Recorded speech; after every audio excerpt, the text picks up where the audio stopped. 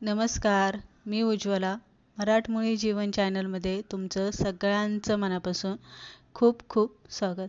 आज आपण गणपतीच्या प्रसादासाठी अर्धा किलो बेसन पिठामध्येच बुंदी घरच्या घरी रसरशीत कशी बनवायची, पीठ किती घेतल्याच्या नंतर पाणी किती घालायचे, साखर कशी घ्यायची आहे, पाक कसा बनवायचा, ह्या सगळ्या गोष्टी आपण इथे बनवताना सविस्तर अशी रेसिपी बघणार आहे.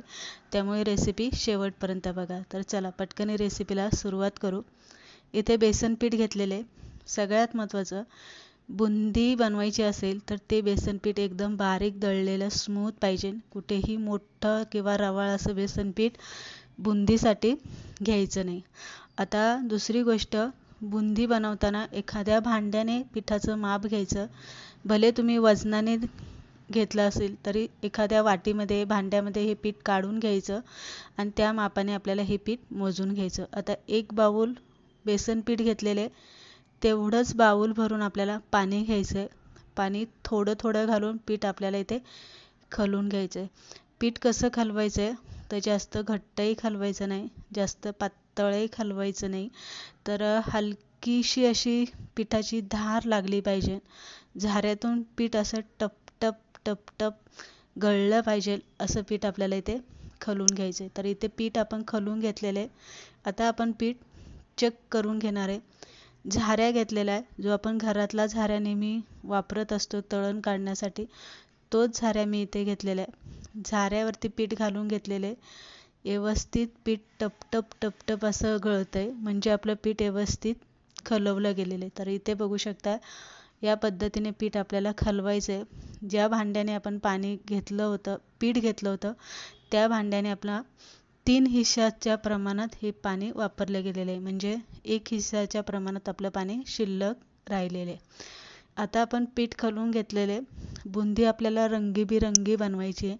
2 वाट्यांमध्ये 2-2 पळ्या एवढं पीठ मी साईडला काढून घेतलेलं आहे. आता मी इथे लाल कलरची नाही तर केसरी कलरची बुंदी त्या थोडीशी कलरमध्ये बनवून घेणार आहे, म्हणून मी इथे केसरी कलर घालून घेतलेला आहे. त्यानंतर हिरव्या कलरची बुंदी बनवायची आपल्याला, तर हिरवा कलर, आणि हा खायचा म्हणजेच फूड कलर आहे, जो बाजारामध्ये विकत भेटतो. त्यानंतर जरासं आपल्याला जी पिवळी बुंदी बनवायची आहे, तिला चांगला पिवळसर कलर येण्यासाठी आपण याते पिवळा फूड कलर घालून घेतलेला आहे.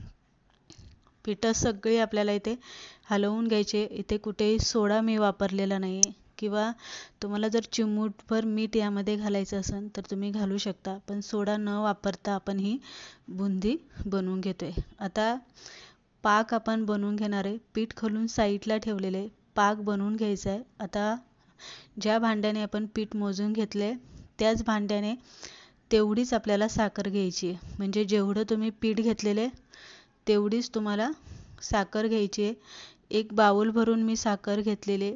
अर्धा बाऊल आपल्याला त्याच बाऊलने पाणी घालायचं आहे आणि पाक आपल्याला इथे हलकासा तार तुटेपर्यंत इथे शिजवून घ्यायचा आहे. म्हणजे पूर्ण एक तार तुटेल असा तो बनवायचा नाही आहे, नाहीतर साखर जमा होते बुंदीमध्ये. हलकीशी अशी तार तुटली की आपल्याला गॅस बंद करून पाक साईडला ठेवून द्यायचा. तर इथे तुम्ही बघू शकता, साधारणतः पाकाला उकळी आल्याच्या नंतर तुम्ही हा पाक 5 ते 5.5 मिनटं एवढं तुम्ही मंद गॅसवरती शिजून घेऊ शकता, किंवा जर गॅस मोठा ठेवला तर लईत लई तुम्हाला इथे 3.5 किंवा 4 मिनटं लागू शकतात.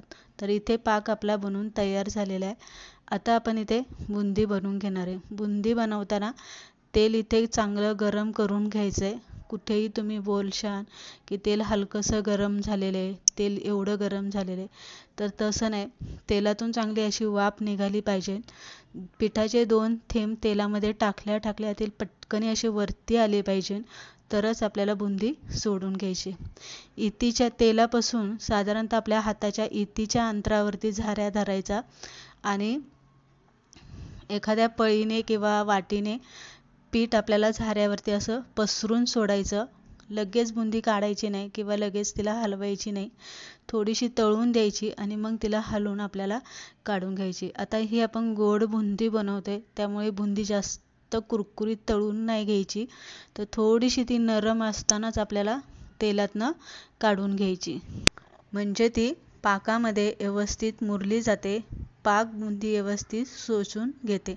तर इथे आपण पिवळी बुंदी काढून घेतलेली आहे. त्यानंतर आपण कलरफुल बुंदी काढून घेतोय, केसरी बुंदी इथे आपण काढून घेतोय. दुसरी सगळ्यात महत्त्वाची म्हणजे बुंदी पाडताना झाऱ्या अजिबात हलवायचा नाही. एकाच जागेवरती जसा तुम्ही धरलाय अगदी मध्यभागी झाऱ्या धरायचा. तेलामध्ये बुंदी जास्त प्रमाणात अजिबात पाडून घ्यायची नाही. जेवढी तेलावरती तरंगेल तेवढीच बुंदी पाडून घ्यायची. जर तुम्ही प्रमाणापेक्षा जास्त बुंदी तेलामध्ये सोडली तर बुंदी गोल गरगरीत न होता चपटी होईल आणि सगळ्या बुंदीचा असा एक लाठा तयार होईल. म्हणून जेवढी तेलामध्ये बसेल तेवढीच बुंदी आपल्याला तळून घ्यायची. आता हा इथे जो आपला कलरफुल बुंदी बनवतोय ते पीठ फार थोडंसं असल्यामुळे शेवटी मी चमच्याने किंवा हाताने हे पीठ झाऱ्यावरचं जरासा हलवून घेते, म्हणजे ते व्यवस्थित तेलामध्ये बुंदी पडेल. तर इथे बघू शकता आपण पिवळी, केसरी आणि हिरवी अशी बुंदी आपण इथे पाडून घेतलेली आहे. बुंदी तुम्ही इथे बघू शकताय कुठेही चपटी झालेली नाहीये, कुठेही अशा त्याला म्हणजे नाही का लांब अशा दांडे सुद्धा निघालेले नाहीये. एकदम गोल गरगरीत अशी बुंदी आपली पडून गेलेली.